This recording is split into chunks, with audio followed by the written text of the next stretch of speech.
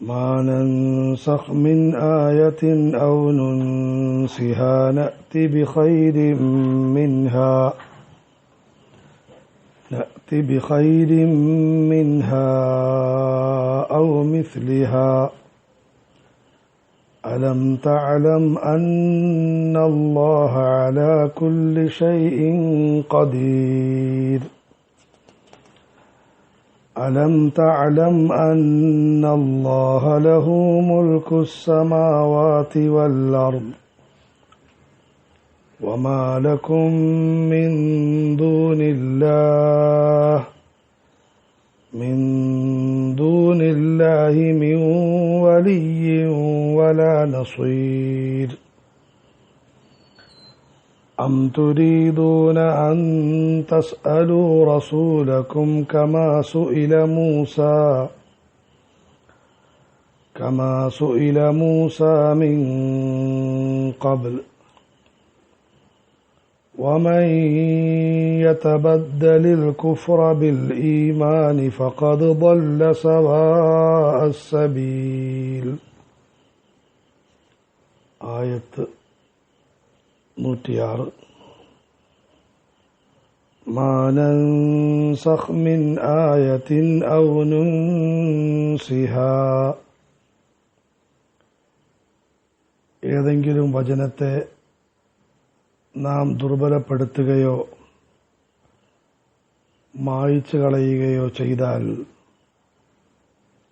നഅതി ബിഖൈരിൻ മിൻഹാ ഔ മിസ്ലിഹാ, അതിനേക്കാൾ ഉത്തമമായതിനെ അല്ലെങ്കിൽ അതുപോലുള്ളതിനെ നാം കൊണ്ടുവരുന്നതാണ്.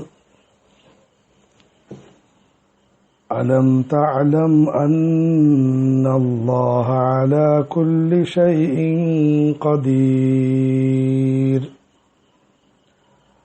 തീർച്ചയായും അല്ലാഹു എല്ലാ കാര്യത്തിന്റെ മേലും കഴിവുള്ളവനാണെന്ന് താങ്കൾക്കറിയില്ലേ? അലം തഅലം അന്നല്ലാഹ ലഹു മുൽക്കുസ് സമാവാതി വൽ അർദ്,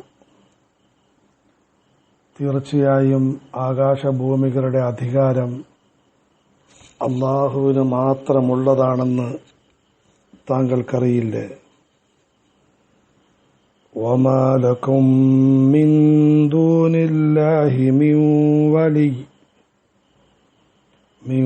വലിയ്യിൻ വലാ നസീർ, അല്ലാഹുവിനെ കൂടാതെ നിങ്ങൾക്ക് ഒരു രക്ഷാധികാരിയും സഹായിയും ഇല്ല തന്നെ. അം തുരീദൂന അൻ തസ്അലൂ റസൂലക്കും കമാ സുഇല മൂസാ മിൻ ഖബ്ൽ, മൂസാ നബിയോട് ഇതിനു മുമ്പ് ചോദിക്കപ്പെട്ടതുപോലെ നിങ്ങളുടെ പ്രവാചകനോടും ചോദ്യങ്ങൾ ചോദിക്കാൻ നിങ്ങൾ ഉദ്ദേശിക്കുകയാണോ? ومن يتبدل الكفر بالإيمان فقد ضل سواء السبيل, സത്യവിശ്വാസത്തിന് പകരം നിഷേധത്തെ തിരഞ്ഞെടുത്തവൻ നേർമാർഗത്തിൽ നിന്നും തെറ്റിപ്പോയിരിക്കുന്നു. അല്ലാഹു സുബ്ഹാനഹു വ തആല ഈ ആയത്തുകളിൽ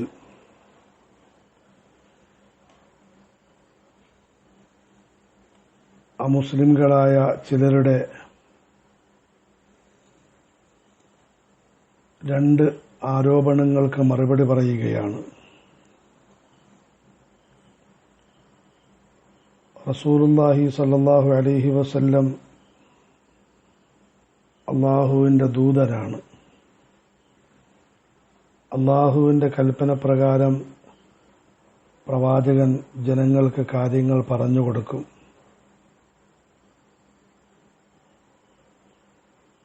എന്നാൽ അല്ലാഹു കാര്യങ്ങൾ അവതരിപ്പിക്കുന്നത് ക്രമാനുക്രമമായിട്ടാണ്. പ്രത്യേകിച്ചും അന്നത്തെ കാലഘട്ടം കനാന്ധകാരത്തിൽ മുഴുകിക്കിടക്കുകയും നന്മകളുമായി യാതൊരു ബന്ധവുമില്ലാതിരിക്കുകയും ചെയ്ത ഒരവസ്ഥയായിരുന്നു. അതുകൊണ്ട് നന്മകൾ അവതരിപ്പിക്കുമ്പോഴും തിന്മകൾ തടയുമ്പോഴും ക്രമം പാലിച്ചിരുന്നു. ആദ്യം ഒരു നിയമം പറയും, പിന്നീട് അതിനേക്കാളും വ്യക്തമായ അല്ലെങ്കിൽ അതുപോലുള്ള ഒരു നിയമം പറയുമായിരുന്നു. ഉദാഹരണത്തിന് മദ്യപാനം അന്ന് സർവ്വവ്യാപകമായിരുന്നു.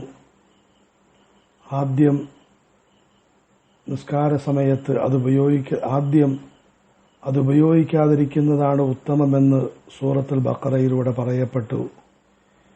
പിന്നീട് നിസ്കാര സമയത്ത് അത് ഉപയോഗിക്കരുതെന്ന് നിസായിലൂടെ ഉണർത്തപ്പെട്ടു. ശേഷം അതിനെ പൂർണ്ണമായി വർജിക്കാൻ മായിദയിലൂടെ കൽപ്പിക്കപ്പെട്ടു.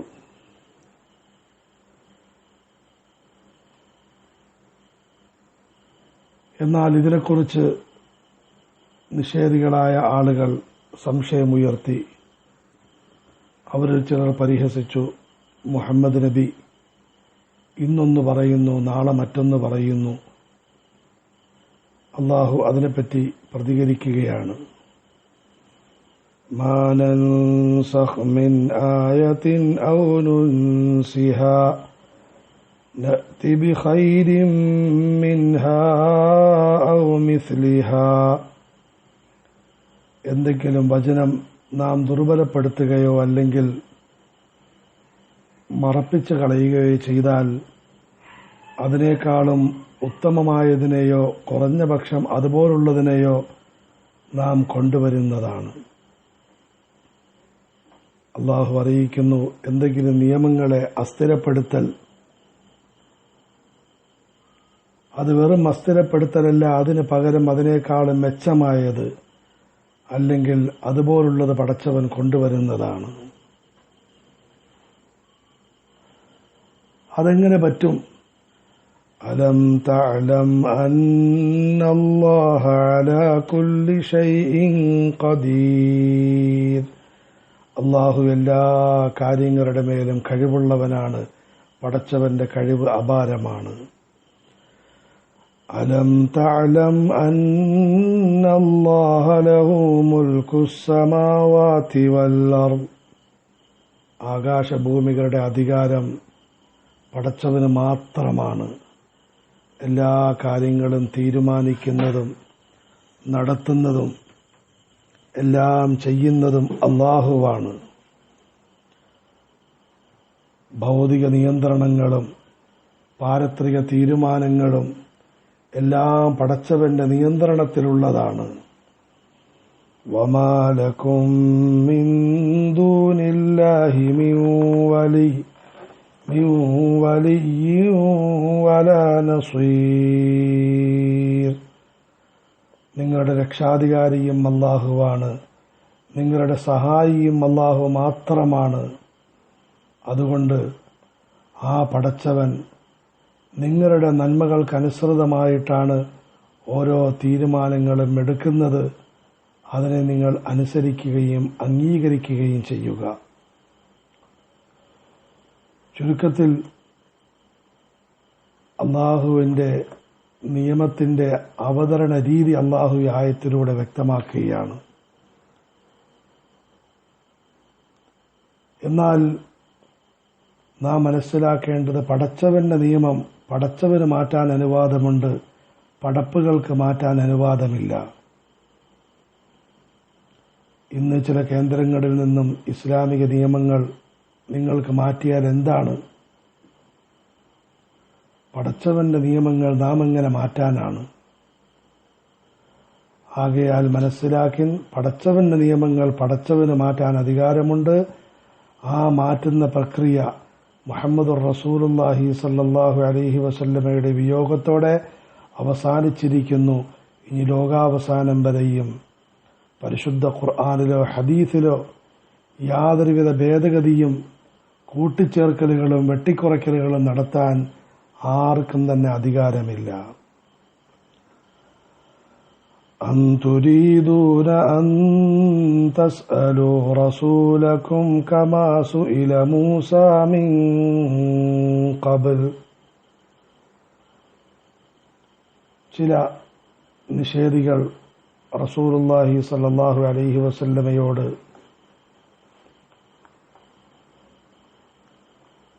ചില ആവശ്യങ്ങൾ ഉന്നയിക്കുകയുണ്ടായി. സൂറത്ത് ഇസ്രായിൽ പറയുന്നുണ്ട്, താങ്കൾ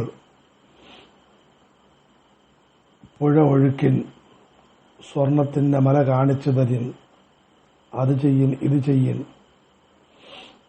അല്ലാഹു തആല അതിനെപ്പറ്റി പ്രതികരിക്കുന്നു, അം തുരീദൂന അൻ തസ്അലൂ റസൂലക്കും കമാ സുഇല മൂസാ മിൻ ഖബ്ൽ.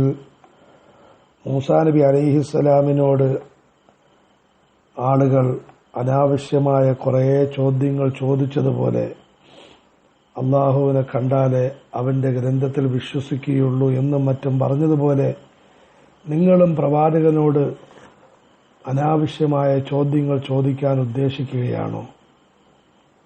വിഷയങ്ങളിൽ നിന്നും ഒളിച്ചോടുന്നതിന്, ഉത്തരവാദിത്തങ്ങൾ നിർവഹിക്കാതിരിക്കുന്നതിന് അനാവശ്യമായ ചോദ്യങ്ങൾ ചോദിച്ച് നിങ്ങൾക്ക് മാറിക്കളയാമെന്ന് വിചാരിക്കുകയാണോ? ഓർക്കണം, വമൻ യതബദ്ദലിൽ കുഫ്റ ബിൽ ഈമാനി ഫഖദ് ضل سواء السبيل. അനാവശ്യമായ സംശയങ്ങളും കുരുട്ടു ചോദ്യങ്ങളും തർക്കങ്ങളും സത്യവിശ്വാസത്തിന്റെ രാജപാതയിൽ നിന്നും പിടിച്ചുമാറ്റി നിഷേധത്തിന്റെ ചെളിക്കുണ്ടിൽ കൊണ്ടിടുമെന്ന് മനസ്സിലാക്കുക.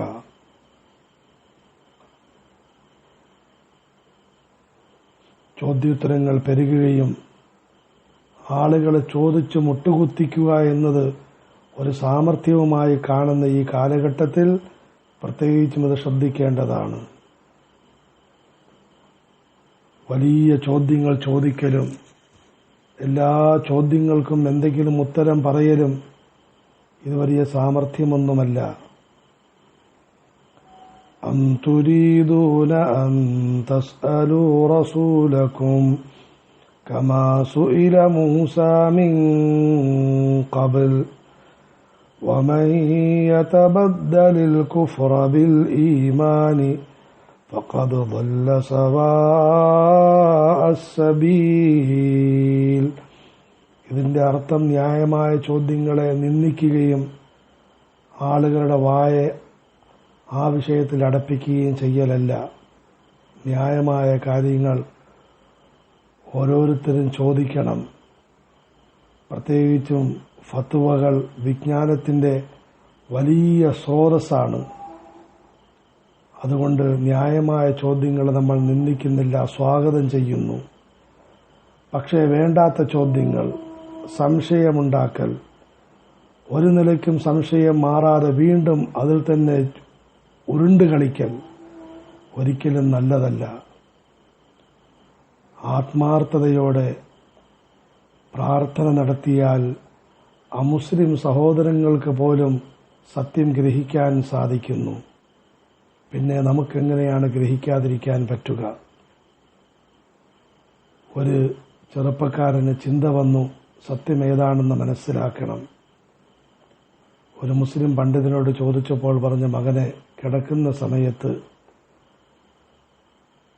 കയ്യും കാലും കഴുകി പടച്ചവനോടിങ്ങനെ പ്രാർത്ഥിച്ചിട്ട് കിടക്കുക, പടച്ചവനെ എനിക്ക് നീ സത്യം മനസ്സിലാക്കി തരണം.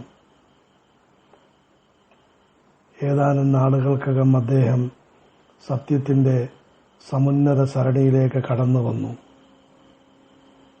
ആകയാൽ പടച്ചവനോട് ചോദിക്കിൻ, അവനോടിരക്കിൻ, കാര്യങ്ങൾ മനസ്സിലാക്കാൻ ആഗ്രഹിക്കിൻ, ന്യായമായ ചോദ്യങ്ങൾ ചോദിക്കിൻ, പടച്ചവൻ അനുഗ്രഹിക്കും.